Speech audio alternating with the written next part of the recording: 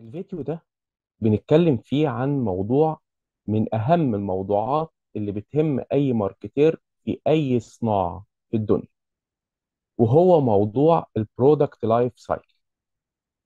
اتكلمنا قبل كده هنا في القناة على مراحل البرودكت لايف سايكل، كل مرحلة على حدة في فيديو منفصل بكل تفاصيلها بالأمثلة بتاعتها بدور الماركتير خلال كل مرحلة من المراحل دي المفروض يعمل إيه بالظبط. في الفيديو ده هنتكلم على ايجاز او تلخيص يعني لعمليه البرودكت لايف سايكل في فيديو واحد. مش هيكون تلخيص مخل، بل بالعكس هيكون ان شاء الله فيديو تقدر ترجع له بحيث ان هو يعمل اجمال للبرودكت لايف سايكل في فيديو واحد. لو عايز بعد كده تفاصيل عن كل مرحله من مراحل البرودكت لايف سايكل ممكن ترجع للفيديو الخاص بكل مرحله لوحدها. البرودكت لايف سايكل يعني ايه؟ يعني دورة حياة المنتج. هل المنتجات اللي احنا بنستعملها في حياتنا دي ليها دورة حياة؟ اه بالظبط. دورة حياة المنتج تشبه دورة حياة البني آدم بشكل كبير. البني آدم دورة حياته عبارة عن ايه؟ البني آدم بيبقى في البداية جنين في بطن أمه، وبعدين بيتولد ويكون رضيع، بيتغذى، وبعدين يكبر وبيتحول إلى طفل صغير، وبعدين تلميذ في ابتدائي وإعدادي، بيتحول إلى طالب في ثانوي وطالب جامعي، وبعدين بيوصل إلى إنه يكون شاب أو شابة، ثم رجل أو سيدة مسؤول عن أسرة بيعولها، وتستمر العمر بيه لحد ما بيوصل لمرحلة إنه هو يكبر ويعجز وصحته تبتدي تنهار وتضمحل تدريجيا إلى أن يوافيه الأجل ويتوفى. دي دورة حياة أي بني آدم. البني آدم دورة حياة طبيعية للبني آدم. المنتج كمان ليه دورة حياة أو لايف سايكل شبيهة لحد بعيد بدورة حياة الإنسان أو أي كائن حي آخر. إيه هي مراحل دورة حياة المنتج؟ دورة حياة المنتج هنلاقيها إنها بتنقسم إلى عدة مراحل. المرحلة الأولى هي مرحله البرودكت ديفلوبمنت. البرودكت ديفلوبمنت المقصود بيها ايه؟ اللي هي مرحله تطوير المنتج. هنا تطوير المنتج بيكون المنتج ده مجرد فكره. في الاول الفكره دي بيتعمل لها ابحاث ودراسات وخطط، وبعدين بيطلع بروتوتايب، منتج اولي. كل ده فين؟ في المكاتب وفي اجهزه الكمبيوتر داخل الشركه وفي الورش وفي المصانع، لحد ما بتتحول الى منتج فعلا من لحم ودم، ليبدأ مرحلة جديدة من مراحل حياة المنتج، وهي مرحلة الانترودكشن أو التقديم. بيتم تقديم المنتج في السوق وطرحه في الأسواق، وبعدين بتبدأ مرحلة جديدة من دورة حياة المنتج اللي هي مرحلة الجروث أو مرحلة النمو، وبعدين بتفضل مستمرة مرحلة النمو لحد ما يبقى المنتج كده كبر بقى وبقى ستيبل، ويعني خلاص بقى مستقر في السوق، اللي هي بنسميها مرحلة الماتيوريتي. وبعدين بيتحول بعد كده ياخد وقته في مرحلة الماتيوريتي، وبعدين تبتدي صحته تبقى تعبانة وأحواله مش على ما يرام، ويبتدي يحصل له ما يسمى بالديكلاين، أو اللي هو الاضمحلال أو الانحدار، ويبتدي بقى خلاص ينهار تدريجيا ويختفي. كل مرحلة من المراحل دي ليها أسسها وليها أساسياتها وليها دور للماركتير أو مسؤول التسويق عن المنتج في المرحلة دي. ويعني فعلا الماركتير مهم جدا انه يعرف، اي ماركتير بيشتغل في اي صناعة مهم جدا انه يعرف الصناعة دي المنتج بتاعه في أي مرحلة من مراحل دورة حياة المنتج. ليه؟ لأنها تختلف. لو هو في مرحلة ما بيبقى مطلوب منه أشياء وأفعال وحاجات خاصة بالمنتج، ولو في مرحلة أخرى بيكون مطلوب منه أشياء أخرى تمام. طيب لو بصينا على أول مرحلة اللي هي مرحلة الديفلوبمنت. مرحلة الديفلوبمنت زي ما قلنا هنا المنتج كان مجرد فكرة. اتكلمنا عنها برضو في فيديوهات كتيرة هنا في القناة، ازاي اقدر اطور منتج من مجرد فكرة لاني اطرحه كمنتج جديد موجود في السوق. وكان بيشمل خطوات كتيرة جدا. يمكن تلخيصها ان هو بيكون مجرد فكره من عده افكار كتيره، بيتم اختيار الفكره المناسبه، وبعدين بتجرى عليها ابحاث ودراسات، وبيتعمل عليها خطط تسويقيه، وبعدين بيتعمل بروتوتايب، والبروتوتايب ده اللي هو منتج اولي بيتم تطويره واختباره على عدد من الكاستمرز، واختبار التسويق بتاعه وغيره لحد ما يكون جاهز للطرح، ليبدا بعد كده مرحله جديده اللي هي مرحله الانترودكشن. في مرحله الديفلوبمنت دي مفيش المنتج ده ما بيجيبش اي فلوس، بل بالعكس هو مصدر للصرف، كوست سنتر، بيتصرف عليه كتير جدا، بيتصرف عليه على التطوير والابحاث، وطبعا هو لسه ما نزلش السوق علشان يبيع ويجيب ارباح، ولكن بيتصرف عليه. اشبه بالظبط لما يبقى جنين في بطن امه، بتبتدي الام تتغذى وتاخد ادويه وتهتم بصحه الجنين علشان يطلع جنين صحيح البدن ويكون سليم تماما. من هنا بقى بتبدا المرحله بعد كده في دوره حياه المنتج اللي هي مرحله الانترودكشن. يعني ايه مرحله الانترودكشن؟ مرحله تقديم المنتج الى السوق او مرحله طرح المنتج في السوق. ده منتج جديد نازل السوق، هل منتظر منه انه هيبيع اول ما ينزل؟ لا طبعا خالص. يبقى في مرحله الانترودكشن مش مفيش بيع كبير، وبما ان مفيش بيع يبقى مفيش ايه؟ يبقى مفيش ربح. وبما ان مفيش بيع ومفيش ربح فهو برضو لسه كوست، مصدر للصرف، وبيتصرف عليه بشكل كبير. بيتصرف على ايه؟ بيتصرف على الديستريبيوشن. يعني ايه الديستريبيوشن؟ يعني يكون منتشر بشكل كبير جدا علشان الكاستمرز او العملاء يلاقوا المنتج بتاعي في الاسواق. ازاي هعلن عن منتج او هطرح منتج وانا مش موفره في اماكن؟ فبالتالي اهتم ان انا يكون متوفر في اماكن مختلفه. بيتصرف عليه في ايه كمان في مرحله الانترودكشن؟ بيتصرف عليه في الدعايه. بمعنى ايه؟ بمعنى ازاي الناس هتعرف ان في منتج جديد لو انا ما عملتش كامبينز او حملات دعائيه كبيره. الحملات الدعائيه دي بتعرف الناس ان يا جماعه في منتج جديد نزل السوق، وبالتالي الهدف من الحملات الاعلانيه في مرحله الانترودكشن ده بيكون هو الاويرنس، ان هو ان الناس تكون عارفه او تكون عرفت خلاص ان في منتج جديد نازل. بيبقى في سيلز بروموشن واوفر، واحاول ان انا احبب الناس انه يبتدوا يشتروا المنتج ويجربوه. هنا البيع في مرحله الانترودكشن دي بتبقى قليله جدا، لان ده منتج جديد لسه نازل السوق محدش يعرفه. التكاليف بتبقى عاليه جدا، عاليه على ان انا بصرف فلوس كتير على الديستريبيوشن وبصرف فلوس كتير على البروموشن، ومفيش اي ارباح راجعه لي من المنتج، وبالتالي حتى المنافسين بيكونوا عددهم قليل قليل جدا. دايما الشركات في مرحله الانترودكشن دي بتطرح البرودكت از ا بيزك. بمعنى بيزك يعني ايه؟ يعني برودكت ما فيهوش ادفانتج او ادفانسد تكنولوجي او ادفانتجز كتيره.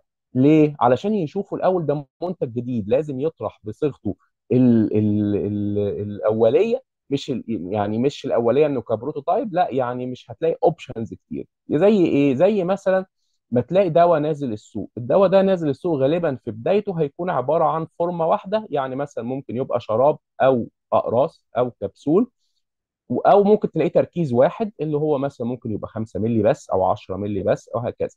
بمرور الوقت بعد كده ومع نجاح المنتج يبتدي زي ما هنعرف في المراحل اللي بعد كده، يبتدي يظهر بقى اكستنشنز جديده. يعني يبتدي بدل ما هو مثلا كبسول بس يبقى كبسول وشراب، بدل ما هو تابلت يبقى تابلت وشراب وكبسول، وهكذا. بدل ما هو موجود منه 5 مللي يبقى موجود 10 مللي، بدل ما هو موجود منه تابلت عادي يبقى قرص عادي يبقى قرص. بعد كده ينزل منه ممتد المفعول. انما في الاول دايما بينزل كبيزك. ودايما المنتجات في مرحله الانترودكشن فيز دي بتكون نازله بهاي برايس، خاصه لو هو منتج بانوفيتيف تكنولوجي يعني، او ب بتكنولوجيا حديثه مش موجوده قبل كده، وبالتالي بتبقى نازله عاليه. المنتج بيبقى عالي لان حتى المنافسين قليلين. دي مرحله الايه؟ مرحله الانترودكشن. يبقى انا في مرحله الانترودكشن انا يهمني كشركه انها تبقى تشمل حاجتين: انها تكون ناجحه جدا على مستوى الديستريبيوشن وعلى مستوى البروموشن، وفي نفس الوقت ايه؟ تكون قصيره. انا عايز اكسب، وانا كشركه عايز انزل منتج فقط لخدمه الناس؟ لا، انا عايز اخدم الناس وكل حاجه واقدم لهم تقنيه عاليه او منتج جديد او حاجه تشبع النيدز اللي عندهم، بس في نفس الوقت انا هدفي الربح. وبالتالي انا مش عايز افضل اصرف وما اكسبش، انا عايز اكسب. وبالتالي عايز اقصر فتره الانترودكشن دي او فتره طرح المنتج في السوق او ما يسمى باللونش، علشان يبدا يخش بعد كده في المرحله اللي بعدها اللي هي مرحله الايه، مرحله الجروث او النمو. ندخل بعد كده على المرحله اللي بعد كده، مرحله الجروث او النمو. هنا ايه اللي بيحصل؟ هنا خلاص الناس عرفت المنتج بتاعي، مرحله الانترودكشن خلصت واشتروه بعض الناس اللي بيسموهم الايرلي انوفيتورز، اللي هم الناس الانوفيتورز او السباقين بشراء المنتج. انا بقى عايز اوسع قاعده الكاستمرز وابيع اكتر، فتبدا مرحله الجروث اللي هو يبتدي اكبر عدد ممكن من الناس يعرفوني، يبتدي السيلز او المبيعات تزيد. السيلز بتزيد بشكل سريع جدا ومتزايد ومتسارع، بيبقى فيه جروث او نمو سنوي كبير سنه عن سنه. ونظرا لان البيع بيزيد فبالتالي ايه اللي بيحصل؟ الكوست بيقل، لان انت لما بتبيع كتير او كنت كمصنع مثلا او كشركه بتنتج من منتج ما كميات كبيره، التكلفه للوحده الواحده او اليونت من المنتج ده بتكون قليله. فانت بتبيع كتير، وبما انك بتبيع كتير فالكوست بيقل، وبما ان الكوست بيقل يبقى بالتالي الربح هيزيد. بس يبقى احنا هنا في مرحله الجروث اخيرا بدات اكسب. في مرحله الديفلوبمنت كنت بصرف كتير قوي على الابحاث والدراسات. في مرحله الانترودكشن بصرف كتير قوي على الدعايه والديستريبيوشن. في مرحله الجروث بقى ابتدى مستوى البيع او السيلز فوليوم او حجم المبيعات بيزيد، ونظرا لان حجم المبيعات بيزيد الكوست بتقل والارباح بتبتدي تزيد، وابتديت اكسب. يبتدي بقى الناس ميدل ماجورتي يبتدوا يشتروني، يبقى في عدد يبتدوا يشتروا المنتج، يبقى انا كده اتعرفت من قاعده، سوري، الايرلي ادابترز يبتدوا يشتروني. ايرلي ادابترز دول هم الناس اللي بيشتروا بدري، بس مش انوفيتورز يعني.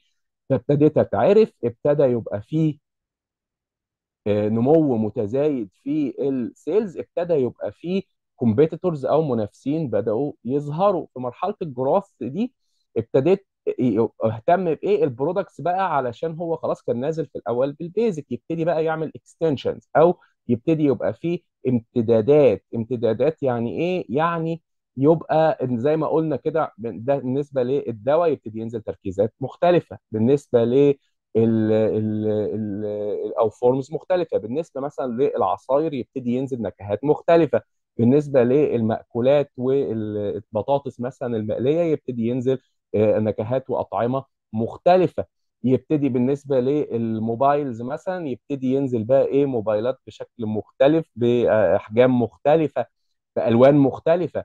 يبقى هنا ابتدى يبقى في ايه؟ في اكستنشن، بوسع الموضوع. ابتدي اقلل البرايس شويه. ليه اقلل البرايس شويه؟ اقلل السعر في مرحله الجروث، لان انا ظهر لي منافسين. المنافسين دول هيكمبيت معايا، انا عايز اخترق الماركت بشكل كبير. ابتدي ازود جدا الديستريبيوشن، ازود الاماكن اللي المنتج بتاعي هيكون موجود فيها. خد بالك ان احنا هنا بنتكلم عن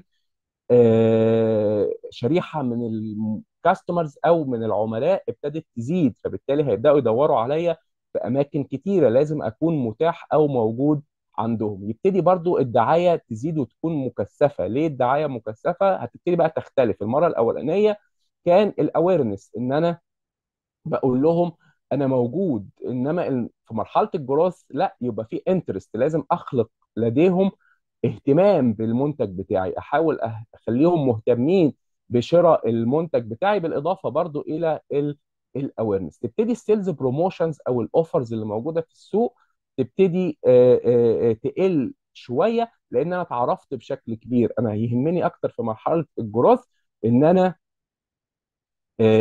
ابين مميزاتي عن المنافسين اللي بيبداوا ينزلوا يوم عن يوم ينافسوني في السوق. الفتره دي او فتره الجروث دي فتره من شهر العسل بالنسبه للبرودكت وبالنسبه للماركتير.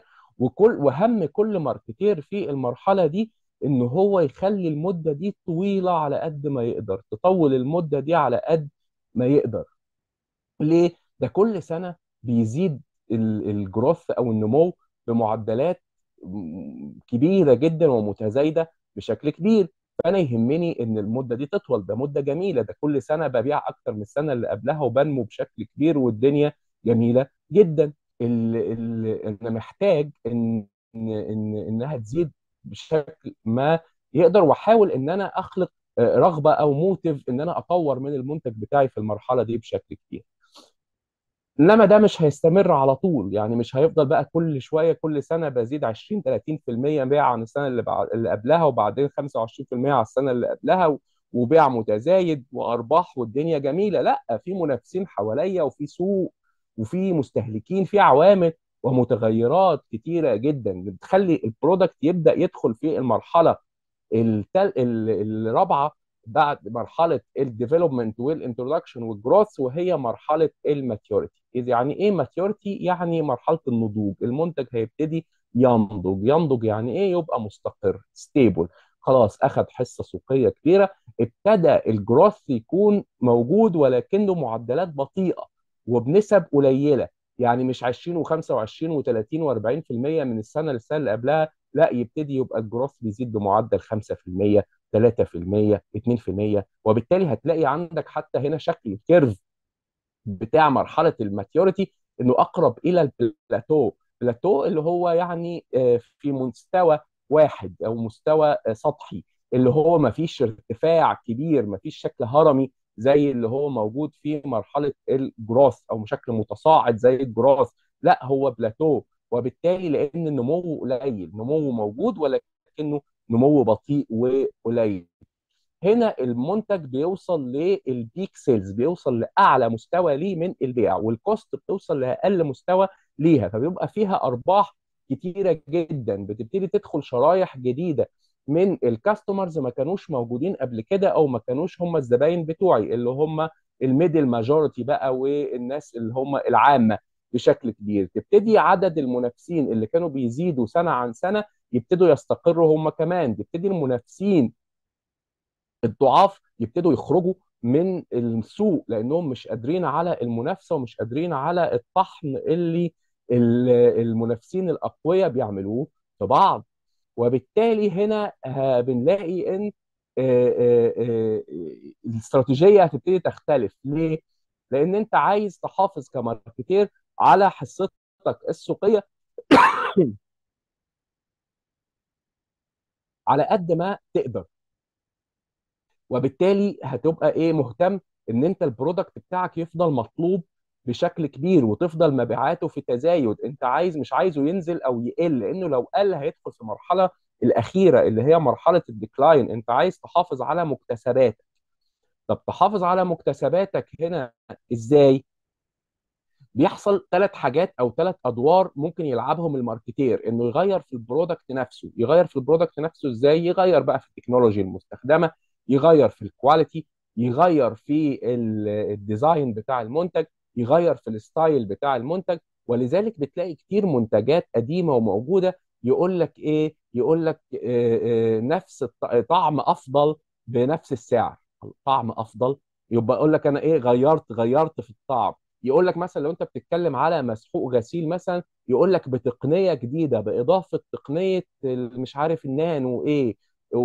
طب ايه اضافه تقنيه النانو؟ ما هو كان كويس وشغال. هو في مرحله الماتيوريتي هم حسوا ان السيلز بتبتدي تقل، او مش تقل، الجروث بيبتدي يقل، نسبه النمو في المبيعات سنه عن سنه ما بتبقاش نسبه كبيره. فهو عايز يزود الشغف ويزود اقبال الناس على المنتج، فيحط لك تكنولوجيا جديده. فهو لاعب هنا ايه؟ في البرودكت. ده دور ممكن يلعبه الماركتير. ممكن يعمل ايه كمان الماركتير؟ الماركتير ممكن يلعب كمان في الماركت، يلعب في الماركت نفسه. يغير فيه ازاي؟ قال لك انا ممكن استهدف سيجمنتس او شرايح من الكاستمرز ما كنتش بستهدفها قبل كده. زي مثلا ايه؟ زي مثلا اكس از ديودرنت. اكس ديودرنت اللي هو مزيل العرق. اكس معروف من زمان قوي انه هو مزيل عرق رجالي. يقوم يعمل ايه؟ منزل اكس حريمي. هنا الاكس الحريمي ابتدى يتوجه لشريحه جديده من الكاستمرز ما كانش بيتوجه لها قبل كده، او ما كانش انترستد بيها بشكل كبير. وبالتالي هنا ايه؟ هنا غير في الماركت سيجمنت. غير ايه كمان؟ ممكن يغير في ايه؟ في اليوزج ريت، في معدل الاستخدام. ازاي؟ مش احنا كتير نلاقي في اعلانات مثلا عن اغذيه وعن جبن وعن مثلا مرق دجاج، يقوم قايل لك وصفات اكل مختلفه وصفات الاكل المختلفه دي يقول لك استعمل بيها الجبنه الفلانيه او مرقه الدجاج الفلاني. هو عايز هنا يعمل ايه؟ عايز هنا يزود استهلاكك، وانك كل ما تزود استهلاكك كل ما مبيعاتك هتزيد. وهنا هو عايز يوصل لكده، هو مش عايز يدخل في مرحله الديكلاين او مرحله الانهيار. هو عايز دايما مبيعاته تبقى في القمه، فبيحاول يزود اليوسج ريت للكاستمرز اللي هم موجودين اوريدي، او العملاء بتوعه اللي هم موجودين اوريدي. هنلاقي معاجين الاسنان يقول لك استعملها 3 4 مرات في اليوم. هو في ناس كتير بتستعمل معجون الاسنان مرتين في اليوم، مره الصبح ومره قبل ما تنام. يقول لك لا، استعملها 3 مرات في اليوم بعد كل وجبه وبتاع. ليه؟ علشان يزود لك الاستهلاك. هو عايزك تزود الاستهلاك، فلما تزود الاستهلاك يزيد البيع. هو عايز كده، هو عايز الماتيوريتي تفضل لاطول فتره ممكنه. هو بيحمي المنتج بتاعه، هو عايز يغير فيه اي حاجه. وبالتالي يبتدي هنا البرودكت يبقى فيه مهمه انه يبقى فيه دايفرستي او تنوع في المنتج. يبتدي البرايس يحاول يقلل البرايس وينزل بسيلز بروموشن وسيلز اوفر ويقلل السعر.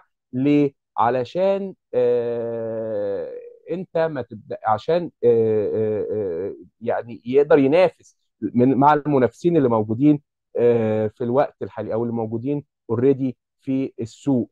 الديستريبيوشن يكون موجود في اطول فتره ممكنه. دايما يبقى الدعايه في الفتره دي مبنيه على فكره ان انا افضل من المنافسين في ايه، اشتريني انا عشان احسن من المنافسين. بص للمنتجات اللي حوالينا في السوق، هتلاقي ان كتير منها جدا في مرحله الماتيوريتي، وكتير او اغلبهم بيعملوا الحكايه دي. الموبايلات اغلبها في مرحله الماتيوريتي، الشيبسي والبطاطس المقليات والحاجات دي اغلبها في مرحله الماتيوريتي. البيبسي والكوكاكولا والحاجات دي في مرحله الماتيوريتي. هتلاقيهم كلهم بيعملوا كده، بينزلوا اوفرز، بيغيروا الطعم، بيقول لك استخدمها باستمرار بعد كل اكله. الحاجات دي كلها هتلاقيهم كلهم بيستخدموا التكنيكس دي في البروموشن بتاعتهم او في الماركتنج استراتيجي بتاعهم. ليه؟ علشان هو في مرحله الماتيوريتي، ومرحله الماتيوريتي ليها تاكتكس مختلفه، وهو بيطبق التاكتكس دي.